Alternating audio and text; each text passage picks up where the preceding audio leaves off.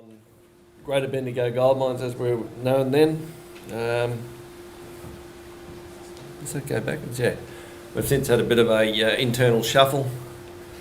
A lot of you are aware that the company struggled with money for a long time and continues to do so, but so we had a bit of a corporate update, changed our name to GBM Gold, got away from the Greater Bendigo. We've changed the Inglewood company that runs the mine up there to the Inglewood Gold Mining Company, just to be a little bit more in with the locals, but basically still got a fairly heavy portfolio of central Victorian tenements. We've got our main operating area here at Inglewood. That includes a little resource we've got at Cahill at Wedderburn. We've amalgamated a joint venture with what we call the Goldsborough project now. And we've also got the ground down here at Fiddler's Creek. We've separated out our alluvial project, which is called Beavis, and that's a separate project itself. And we've still got the Wilson Hill exploration licence, which we've done a little bit of work on, but nothing exciting. So we've got a wide range of titles, ranging from an operating mining licence to fairly blue skyish type ELs on what we call long-term resources. Inglewood's going along quite nicely, starting to get a real handle on what's happening there. As I said before, we've changed the name of that company. We've given it a new logo, which is what Inglewood looked like when it was being mined. A bit of a far cry from the area now, and I must take that to the parks people and show them. I don't think they had any idea that Inglewood looked like that. They might think that's what you want to do with it. They could be just right too, Jeff. So the old Maxwell's mine, we gave her a bit of a spruce up this year, tidied up a bit, painted a few bits and pieces, a bit of maintenance. It's still serving us well. That was assembled in about 1988 or 89, I think. So it's been a very good work from Bendigo Engineering. They put that together. The project still is effectively underground a 1800s handheld operation. We're using hand air leg mining, not mechanised air leg mining. We scrape to handheld trucks, push them on rails, bog it with air boggers. It all still works, and we've been driving along quite nicely underground and getting some very good information back just recently. So, the licence itself is quite a large licence, which is handy. It's an old licence, so it doesn't have a lot of new restrictions on it. It's over 1,000 hectares in size. Came about through Goldquest pegging out the original part of the hard rock of the Inglewood goldfield. They then took over all the Bendigo mining's leases which surrounded them.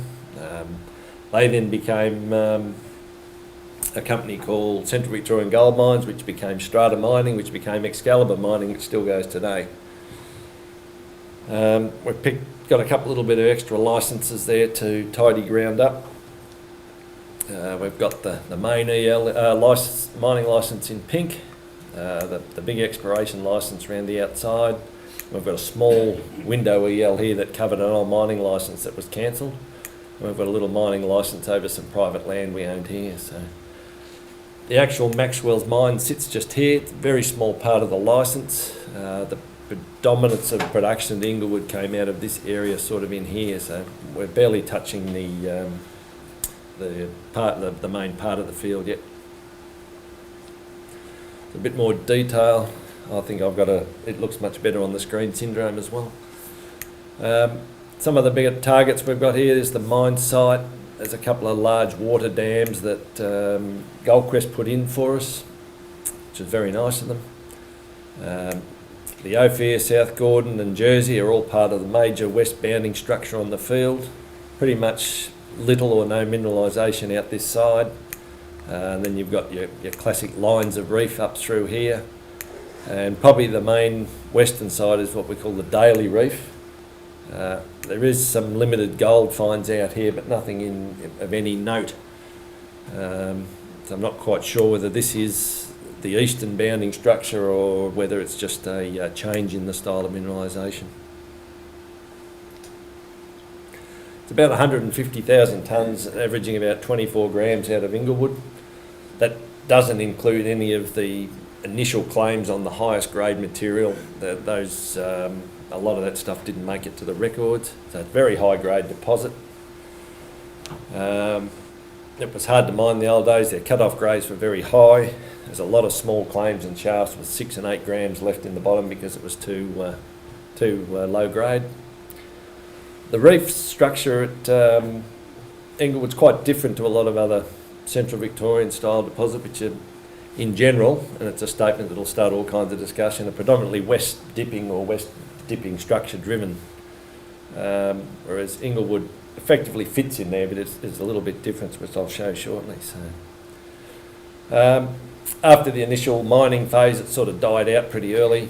Gold Quest started again in the early 80s with a lot of drilling, but then the 87 crash sort of killed their exploration, and they were just frantically mining, trying to stay afloat till the gold price eventually went down enough for them to stop. Strata and Central Victorian did minor drilling programs through there, which put together some good information for us, but they just had that wrong timing in the gold market, so we picked it up at the right time.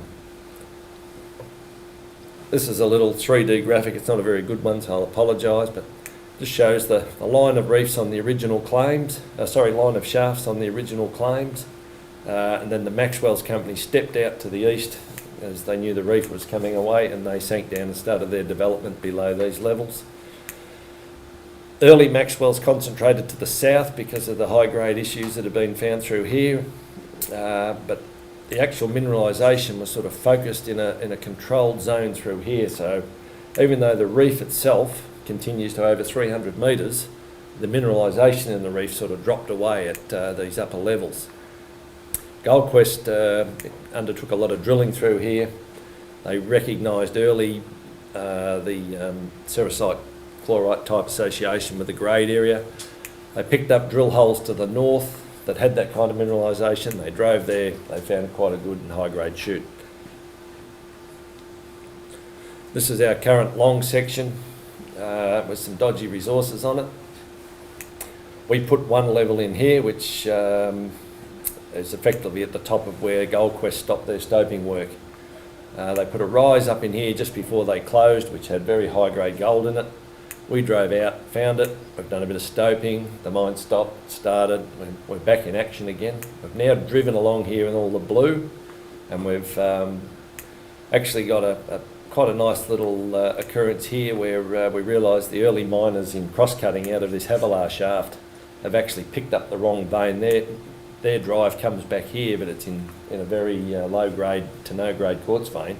We're actually driving back south inside their old workings on what is effectively the mineralised vein. So there's going to be opportunity for on-echelon veining to be found where the early miners missed it. In the cross-cut of their shaft, they had about a 0.1 or less laminated vein, which they ignored. 5 metres above, it's 2 metres wide and going grade. So while we have a sheet of quartz here that goes right back south, nearly a full kilometre, the actual grade inside it is interestingly controlled, predominantly by oblique structures. In driving all this way back through here, we've got high grade shoot here. We've actually got not a high grade, but a visible gold and increased assays area through here, and they're back into another high grade shoot. So it's sort of looking like the 50 metres for the high grades and about 25 for a kick in the middle. We'll see what happens when we stope up through here, whether it expands and joins or whatever happens. But looking at resources, there's a fair bit of mining to be done in there.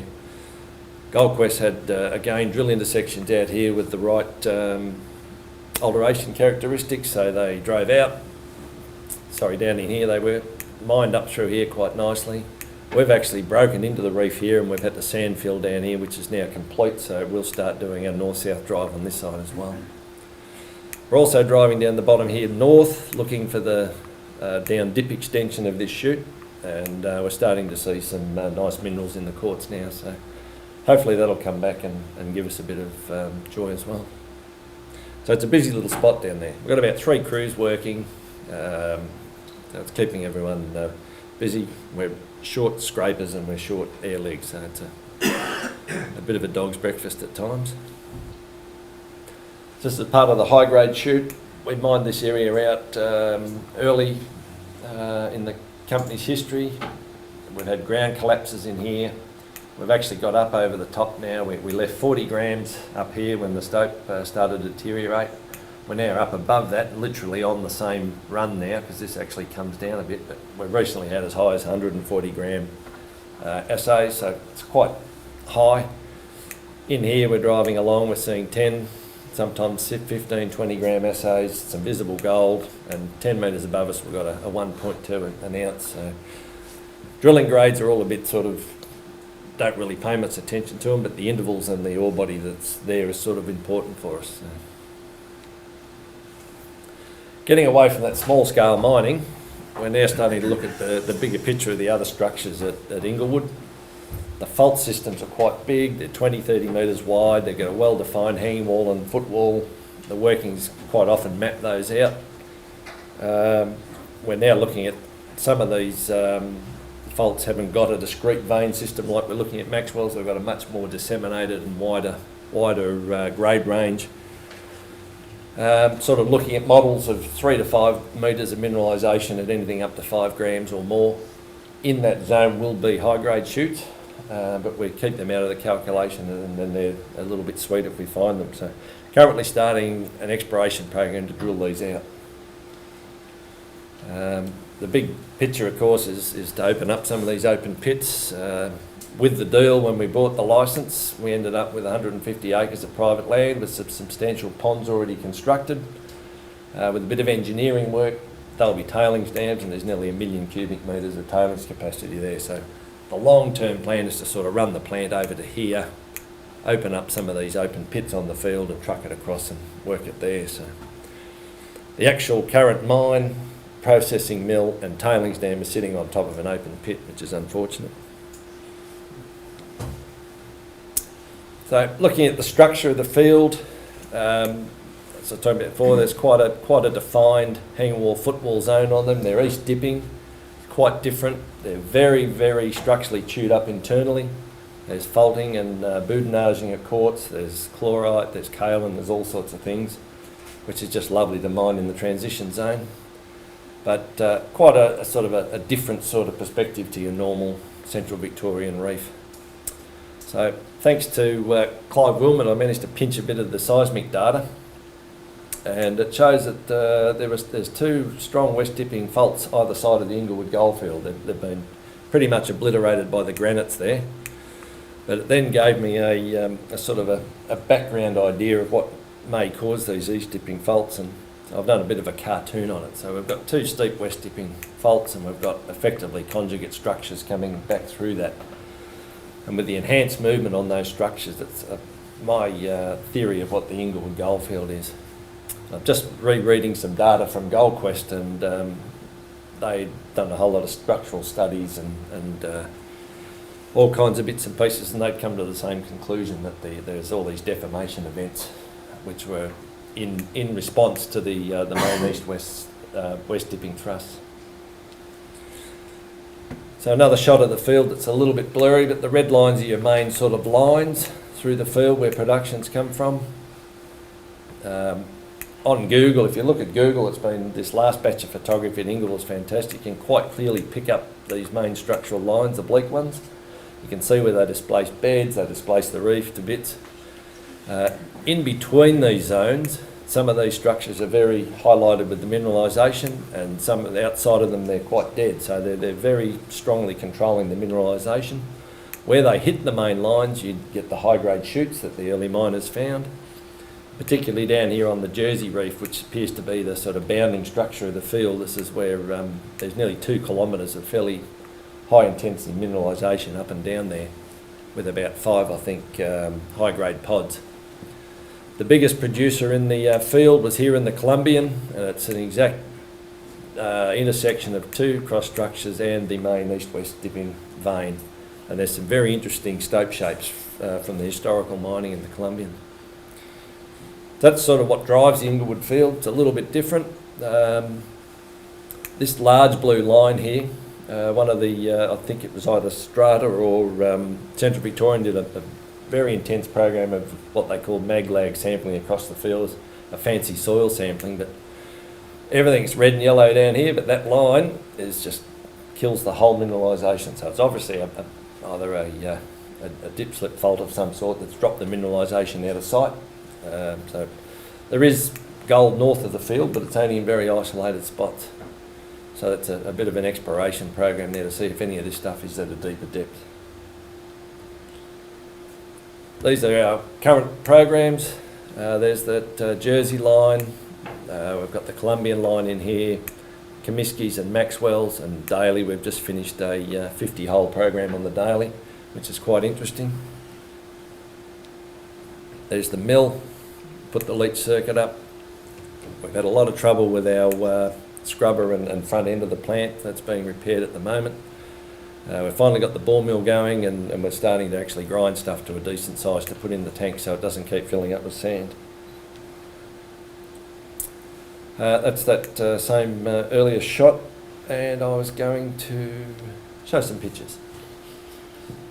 This is basically the reef here, quite well defined. There's blocks of country rock in it. It's quite a strongly brecciated and destroyed piece of quartz. The hanging wall's quite, you can see it's quite greasy and sericitic through there. We're growing these new trees underground out of bamboo. That's a picture of the backs. Again, you can see that classic east dipping structure, effectively looking north at that point. Again, you can see that chloritic alteration, which is quite signifying of the fact that you're in a gold environment. Another picture of the reef showing the brecciation, quite a lot of highly sericitised shale in the shear zone. Apart from the introduction of the quartz in the effective east-west compression, it's then been pushed north-south, and then it's been rotated with the cross structures coming in, so it's had a fair belting. So we're up to 19 grams from that wall now. This is down the bottom of the Myrmidon in the 3 level now. We're driving out of one ore zone and heading towards another high-grade chute. We started off with this very strong wall and this very narrow vein here to work with. Grades weren't all that spectacular. And that's where Goldcrest put their drive through. Just 30 metres on from that face, we've got quite a substantial body of quartz coming in now. The fault's rolling over and the quartz is following it across, probably back to the footwall of the structure. It's quite impressive to see all this stuff down there. It's almost like out of an old textbook. Grades of this are still quite low. It's assaying about 1.5 grams. Last time we sort of treated some of this, we were sitting around the 4 to 5 recovered, so we'll see how that goes. Another project we've got going at the moment is a big alluvial project over at Percydale. It's about a 30 metre deep alluvial lead, tertiary age, nice clean white gravels. The company owns all this property here, which encompasses the majority of the deposit. We've currently got a work plan approval to pick all these old heaps up and screen them, see what size products we get. Done a bit of drilling. I think we saw that rig on Jeff's presentation before. So we've given it a fair peppering now. We've got well over 1 million cubic metres of gravel. I've bagged all our gravel samples so that we take them away and pan them. Our sampling at the moment is splitting it for a bleg. Take a kilo out, and then we process the rest as a small mini sample, and then we take the con to the lab and fire it for the gold weight. It seems to be working all right. The blegs are a bit erratic, they're up and down, but you get that. A kilo sample out of that size is a little bit small. Basic structure, there's about a 5 metre upper gravel, which will be a nice garden product. There's quite a bit of grey clay. If anyone wants any clay, we've got a fair bit of it. There are some sand lenses in there, but they're not extensive. And then there's quite a strong basal gravel, which goes down to effectively basketball-sized rocks and bigger.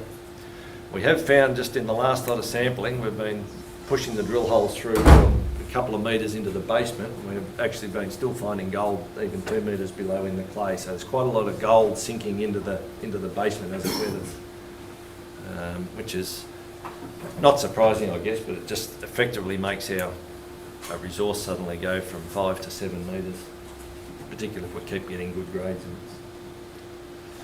Goldsborough project, it's a joint venture we've put together. There's the Queen's Birthday line of workings and there's the Harvest Home project. Some people might remember the Harvest Home. It's been around for a long time. High Lake and BHP drilled the crap out of it in the 80s and then it sort of got left behind and now we're looking at it. There's a bit of a resource estimation on it at about 1 million tonnes at 2.4. We're going to go in and do some diamond and some follow-up RC and then start looking if we can get a pit model around it. This is from an old report of Ballarat Gold's. The majority of the resources in this area, and funnily enough it's associated with this cross structure. Starting to see a bit of a pattern here today. This is the Queen's Birthday. This slide's horribly light unfortunately, but the Queen's Birthday group effectively picked what was a west dipping lode, followed it down to nearly 800 feet. It was quite high grade at times. Researching the old records back from the 1870s through, you just continually saw the Queen's Birthday in a crushing record every month. They were regular as clockwork. Until apparently at some stage there was a blue with the union and the mine owners who were in England and they shut the mine without any warning. So there's a whole lot of development plans here and ground put out that was never stoped. The structure itself is held in a unique sort of association with quite flat cross structures coming across. The mineralised zone of the reef here, which is quite a strong structure, has been slightly dislocated by 10 or 15 degrees, and that's what's provided all the mineralisation. So look to put some holes in that. And that's about the end of it for me.